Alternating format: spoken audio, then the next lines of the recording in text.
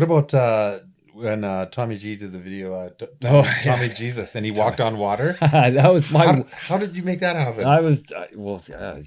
That was the. That was a sick video. It just seemed like it gets more and more ridiculous. Like you go in, you sit in on these meetings of like, how could we do this? And then it's like, hey, do you think you could, this little lake in the mountains of Lenzerheide,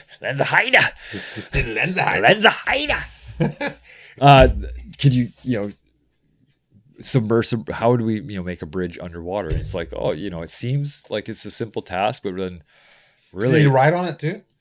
Yeah. The way rode on water, and it actually kind of turned more into like Mario Brother, where you'd like hop on something and it would start to sink until you hop onto the next.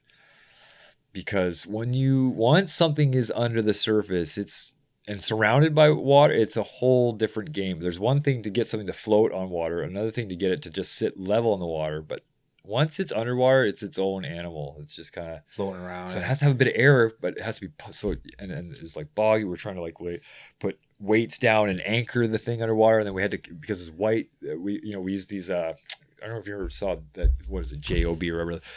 John O'Brien, the surf dude down, and they would have the floating dock basically that would curl with the waves. It's just segments, these blocks, half-meter cubes that you'd link together, and so you could run and like acid drop into waves, and so that instead of paddling in, it's just this floating dock system that could move with the waves. And it's actually based out of Quebec. I think it's a Canadian invention. Yeah.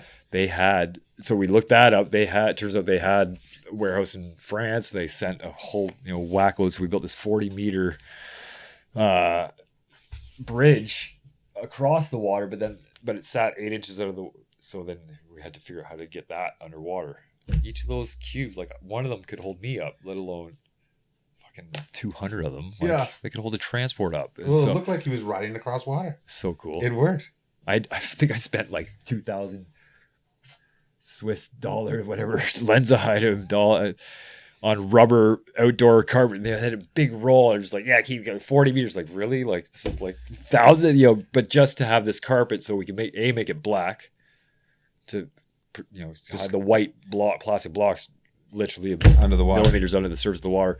But then also by flipping and putting the carpet down and the rubber side up, rubber on rubber when it's wet is quite grippy. So yeah, I think that helped Thomas's confidence too. He's not a fan of riding over the water.